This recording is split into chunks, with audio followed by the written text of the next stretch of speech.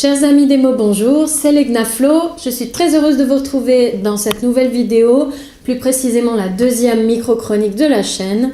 Et comme j'en parlais dans la précédente vidéo, j'avais besoin de douceur puisque ces derniers temps j'ai lu un petit peu des choses sombres qui font réfléchir, qui sont pas très jojo, même si j'adore ce genre. Du coup j'avais besoin d'un peu m'aérer l'esprit avec quelque chose peut-être d'un petit peu plus court. Et donc c'est tout naturellement vers une héroïne hantée par les troubles obsessionnels compulsifs que je me suis dirigée, puisque évidemment c'est avec ça qu'on respire. C'est donc de ce livre, Les douceurs d'Adrien, dont je vais vous parler aujourd'hui. L'auteur de ce livre est Céline Théus. C'est un livre auto-édité que j'ai commandé sur son site, auteur absolument adorable qui m'a envoyé son ouvrage très rapidement avec une jolie dédicace à l'intérieur que je vous laisse découvrir sur mon blog. J'ai mis une petite photo de la dédicace et puis un joli marque-page assorti au bouquin que vous avez peut-être vu sur ma petite photo Instagram. Les douceurs d'Adrien, c'est l'histoire de Louise, une jeune femme qui donc est atteinte de troubles obsessionnels compulsifs, donc de TOC. Et petit à petit, on va voir comment elle a été amenée à ne pas sortir de chez elle. C'est-à-dire que ça fait plusieurs années qu'elle ne sort pas de chez elle. D'ailleurs, elle est romancière, mais elle ne rencontre jamais ses lecteurs, ne fait pas de dédicaces, etc. Trop occupée justement à être victime de ces troubles. Elle va tomber sur Adrien, qui est pâtissier, boulanger-pâtissier dans son quartier et qui va du jour au lendemain commencer à lui rendre visite en lui disant qu'il a beaucoup aimé ses romans. Et évidemment, ça va bouleverser son train-train quotidien, ils vont rentrer en relation et puis Adrien va saupoudrer cette ganache gluante de sucre, de tendresse et de plein d'échanges. Mais Louise a aussi ses petites surprises à proposer à ce garçon. Et donc ils vont tisser un lien comme ça et on va la voir évoluer dans sa pathologie. Ce livre est paru en mai 2017, il a 218 pages, donc effectivement il est relativement court pour un roman de ce genre. Et le format m'a bien convenu puisque, comme je le disais, j'avais envie de m'aérer l'esprit.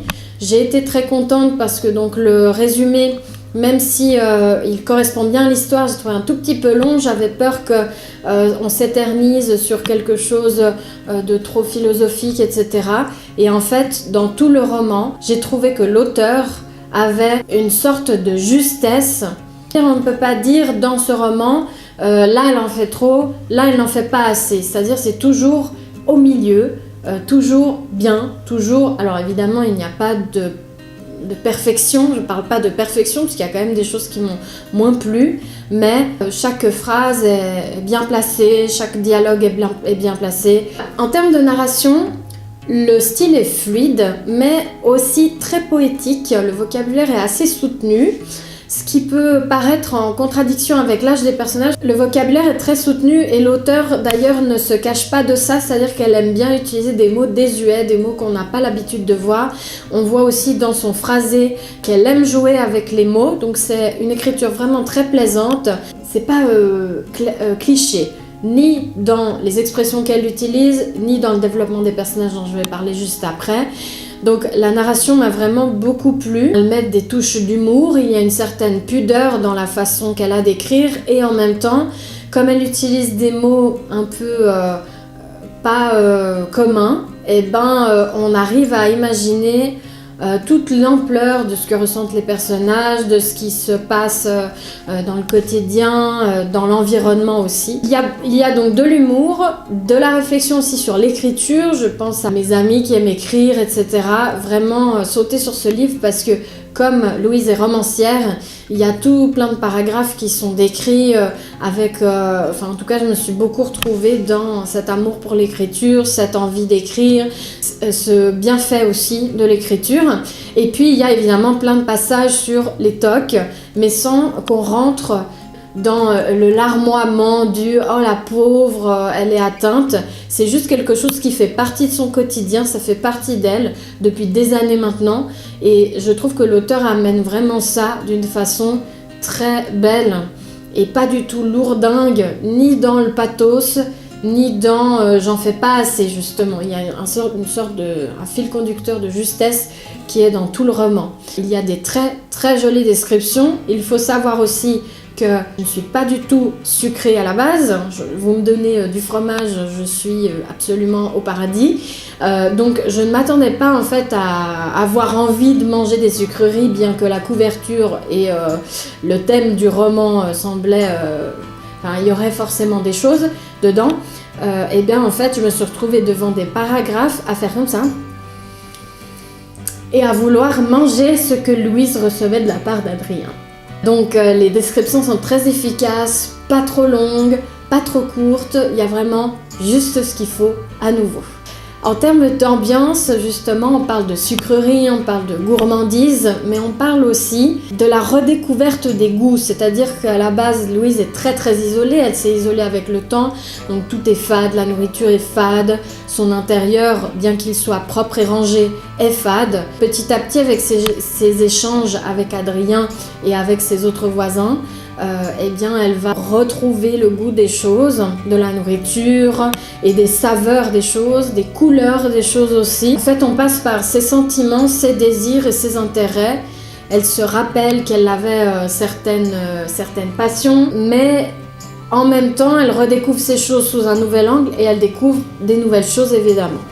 Au niveau des personnages, le seul défaut que je pourrais trouver, c'est que bien que l'auteur fasse preuve d'une certaine mesure et d'une certaine justesse en termes de personnages, secondaires principalement, on pourrait avoir le sentiment que ces personnages manquent d'approfondissement, c'est-à-dire je ne me suis pas retrouvée vraiment dans chaque personnage. Ils ont leur place, ils ont leur caractère, on les définit, personnellement je les dessine dans ma tête, il n'y a aucun problème au niveau du caractère, au niveau du physique, au niveau de leur investissement auprès de Louise, mais ils nourrissent Louise, ils nourrissent Adrien, mais ça reste quand même Louise et Adrien.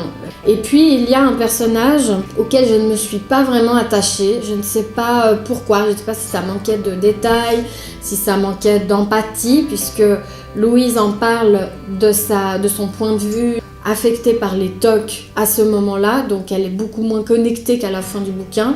Je suis passée en fait à côté de ce personnage et il se trouve, sans vous spoiler, que ce personnage a une importance ensuite, particulièrement à la fin.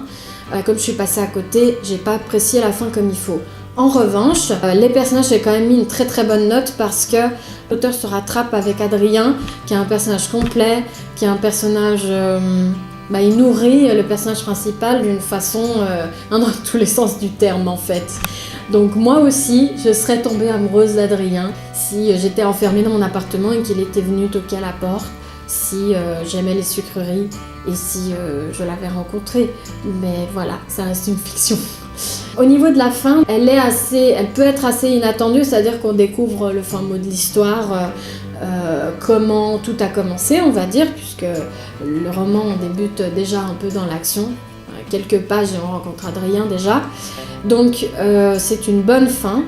Elle m'a juste un peu déçue pour ce côté personnage manqué, c'est vraiment moi qui suis passée à côté, je pense. Par contre, j'ai beaucoup aimé le fait qu'à la fin, c'est pas tout beau tout rose, comme la couverture. C'est vraiment... Louise évolue, Adrien évolue, toute la situation évolue, mais on n'est pas du point A où tout va mal et on arrive au point B où tout va bien.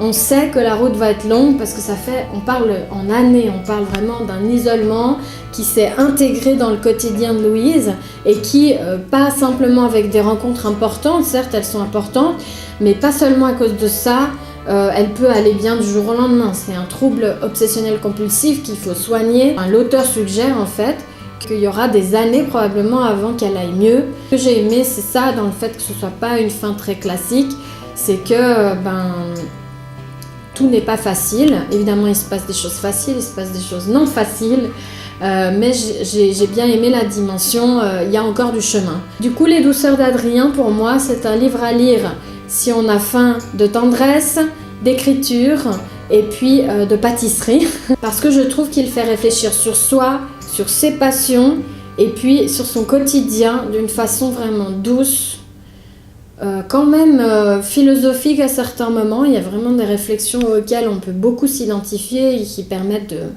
Voilà, personnellement, ce livre m'a marqué. Je vais en garder des bons souvenirs gustatifs. Vraiment, cette pudeur qui m'a marquée et qui suggère pourtant, derrière la retenue et le langage soutenu, beaucoup de folie. J'ai trouvé ça très subtil, voilà, ça rend vraiment ce livre tout public. Tout le monde pourrait s'y retrouver. Voilà, j'ai absolument adoré ce livre. Voilà, c'est déjà la fin de cette vidéo. N'hésitez pas à me dire ce que vous en avez pensé, si je vous ai donné envie de lire Les Douceurs d'Adrien. Si pas du tout, si vous aimeriez voir un autre format de vidéo, par exemple, où je parle de plusieurs bouquins. Pour l'instant, je vais rester sur celui-ci pour les prochaines chroniques, mais si vous avez d'autres envies, n'hésitez pas. Vous pouvez me suivre aussi sur les réseaux, il y a tous les liens là-dessous. N'hésitez pas à laisser non plus des commentaires. Dites-moi ce que vous en pensez, je n'attends que ça. Sur ce, du coup, je vous dis à tout bientôt, à très bientôt et surtout à bientôt entre nos lignes. Ciao!